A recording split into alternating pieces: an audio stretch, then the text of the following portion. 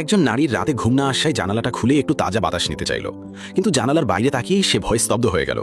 রাত তখন প্রায় ৩টে, অথচ আকাশ দিনের মতো উজ্জ্বল হয়ে আছে। ব্লাইন্ডের ফাঁক দিয়ে ভালো করে তাকিয়ে সে দেখতে পেল দূরে কোথাও এক অদ্ভুত সাদা আলো জ্বলছে। কিছুক্ষণ পর সেই আলো দ্রুত ছড়িয়ে পড়তে শুরু করলো এবং এতটাই তীব্র হয়ে উঠল যে চোখ খোলা রাখা কঠিন হয়ে গেল। তবে আন্না বিষয়টিকে তেমন গুরুত্ব দিল না। সে ভাবল হয়তো এলাকার কোনো স্বাভাবিক প্রাকৃতিক ঘটনা, তাই আর কিছু না ভেবে আবার বিছানায় গিয়ে শুয়ে পড়ল। কিন্তু সে জানত না ভয়ঙ্কর এক বিপর্যয় ইতোমধ্যেই নীরবে নেমে এসেছে। পরদিন সকালে তার প্রেমিক জন তাকে ঘুম থেকে ডাকতে এলো। তারা দুজন অনেক দূর থেকে বিশেষভাবে এখানে বেড়াতে এসেছিল। সকালে নাস্তা করার জন্য তারা হোটেলের রেস্টুরেন্টে গেল, কিন্তু সেখানে গিয়ে দেখে পুরো রেস্টুরেন্ট খালি। কোনো কর্মচারী নেই, কোনো অতিথিও নেই। তারা প্রথমে ভাবলো হয়তো আজ কর্মীদের ছুটির দিন, তাই বাইরে গিয়ে কিছু খাবার সিদ্ধান্ত নিল। কিন্তু হোটেলের বাইরে পা রাখতেই তারা হতবাক হয়ে গেল।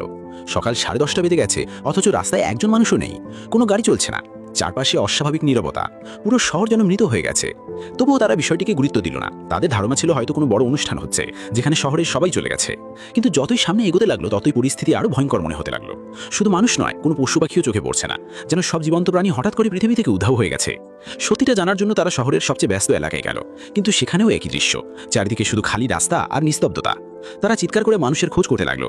গলা শুকিয়ে গেল, কিন্তু কোনো সাড়া পাওয়া গেল না। মনে হচ্ছিল শহরের সব মানুষ হঠাৎ করেই অদৃশ্য হয়ে গেছে। যদি সত্যি কোনো অনুষ্ঠান হতো তাহলে অন্তত কোথাও পোস্টার বা বিজ্ঞাপন দেখা যেত, কিন্তু তেমন কিছুই নেই। এরপর তারা শহরের সবচেয়ে বড় সুপার মার্কেটে গেল। তাদের আশা ছিল অন্তত সেখানে কাউকে পাওয়া যাবে, কিন্তু ভেতরে ঢুকেই তারা আরও হতাশ হয়ে পড়ল। কোনো ক্রেতা নেই, এমনকি একজন কর্মচারীও নেই। এরপর তারা একের পর এক আরও কয়েকটি সুপার মার্কেট ঘুরে দেখল, কিন্তু সব জায়গাতেই একই অবস্থা। তারা পুরো শহর চষে বেড়াতে লাগলো। রাস্তা, গলি, বাজার, কোথাও একজন মানুষেরও দেখা মিলল না। অবশেষে তারা কাছের একটি পানশালায় ঢুকলো। সেখানে গিয়ে দেখে সব চেয়ার টেবিল সুন্দরভাবে সাজানো আছে। দেখে মনে হচ্ছে আগের রাত দোকান বন্ধ হওয়ার পর থেকে আর কেউ সেখানে প্রবেশই করেনি। এই রহস্যময় পরিস্থিতি আন্নাকে মানসিকভাবে ভেঙে ফেলল। সে বুঝতে পারছিল না পৃথিবীর সব মানুষ হঠাৎ কোথায় চলে গেল। ঠিক তখনই জনের মাথায় একটি বুদ্ধি এলো। এমন ভয়াবহ ঘটনা ঘটলে নিশ্চয়ই টেলিভিশনের সংবাদে সেটি প্রচার করা হবে। তাই সে দ্রুত একটি টিভি চালিয়ে নিউজ চ্যানেল খুঁজতে লাগলো। কিন্তু সেখানে গিয়েও তারা আরেকটি অদ্ভুত জিনিস দেখলো। কোনো সংবাদ নেই, কোনো অনুষ্ঠান নেই। টিভির পর্দায় শুধু সাদা ঝাপসা ছবি দেখা যাচ্ছে। হতাশ হয়ে তারা আবার বাইরে বেরিয়ে এলো। আর তখন তাদের মাথার উপর যেন আরো বড় এক রহস্যের কালো ছায়া নেমে এলো। আসলে সবাই কোথায় গেল? যদি কোনো ভয়ঙ্কর ভাইরাস পুরো শহরের মানুষকে মেরে ফেলতো তাহলে অন্তত লাশ দেখা যেত। আর যদি ভিন গ্রহবাসীরা সবাইকে অপহরণ করে নিয়ে যেত তাহলে তাদের মহাকাশযানের কোনো চিহ্ন তো থাকার কথা। কিন্তু এখানে কিছুই নেই, শুধু এক ভৌতিক নীরবতা আর অসংখ্য অজানা প্রশ্ন। উপায় অন্তর না দেখে তারা আবার নিজেদের হোটেলে ফিরে গেল।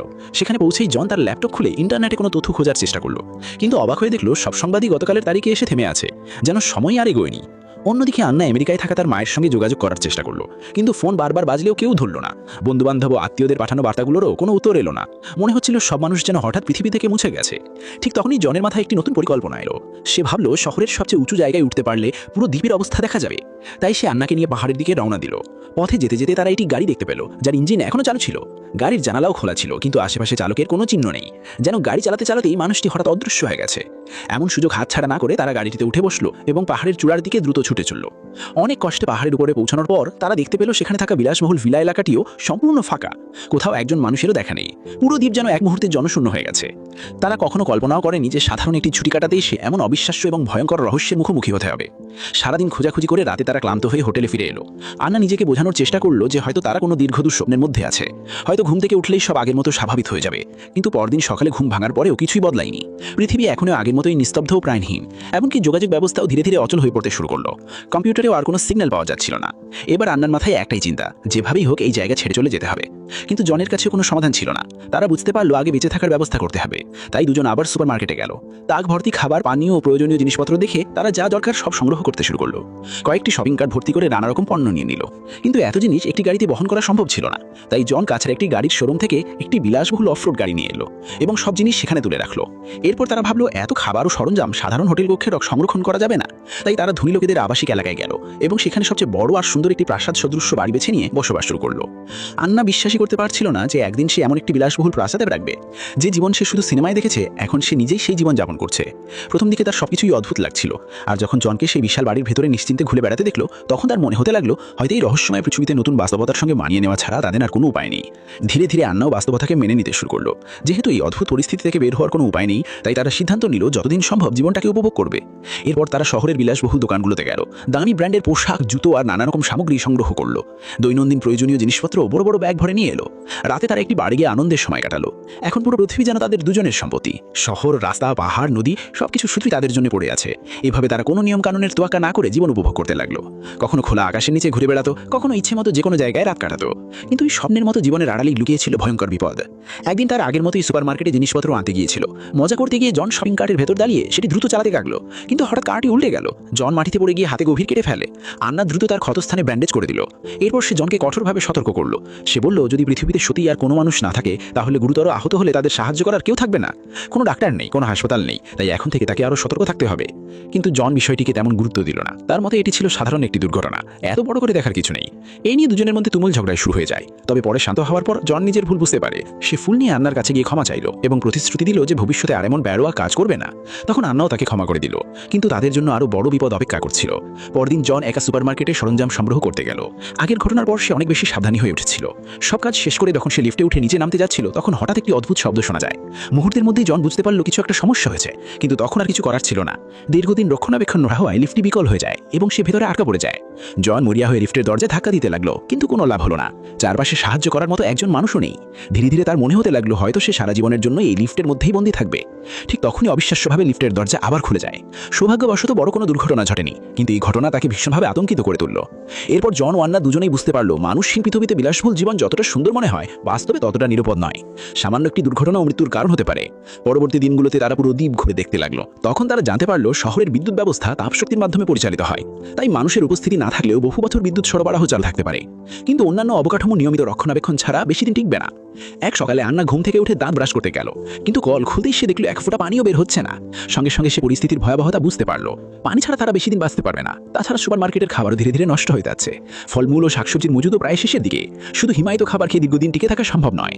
বেঁচে থাকার নতুন উপায় খুঁজতে তারা গাড়ি নিয়ে আরও দূরের এলাকায় রওনা দিল। কিন্তু ঘন্টার পর ঘন্টা ঘোরার পরেও তারা বিশেষ কিছু খুঁজে পেল না। শুধু শহরের বাইরে একটি ধ্বংসপ্রাপ্ত বিমানের ধ্বংসাবশেষ দেখতে পেল। সন্ধে নেমে আসে, তারা বাধ্য হয়ে সেদিন রাত্রি ওই বিমানের ভেতরেই কাটালো। পরদিন শহরে ফিরে তারা সিদ্ধান্ত নিল আর হাত গুটিয়ে বসে থাকা যাবে না। জন সরাসরি একটি হার্ডওয়্যার দোকানে গেল। সেখান থেকে প্রচুর পাইপ ও প্রয়োজনীয় সরঞ্জাম সংগ্রহ করলো। এরপর নিজের পদার্থবিজ্ঞানের জ্ঞান ব্যবহার করে একটি সাধারণ পানি তোলার যন্ত্র তৈরি করলো।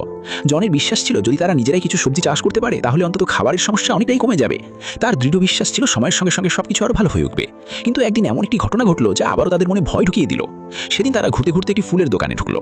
ভেতরে প্রবেশ করি তারা দেখলো মেঝে জুড়ে শুকিয়ে যাওয়া পাতা ছড়িয়ে আছে। একসময় প্রাণবন্ত থাকা সব গাছপালা মারা গেছে, কোথাও জীবনের কোনো চিহ্ন নেই। এই দৃশ্য দেখে আন্না ভীষণ আতঙ্কিত হয়ে পড়ল।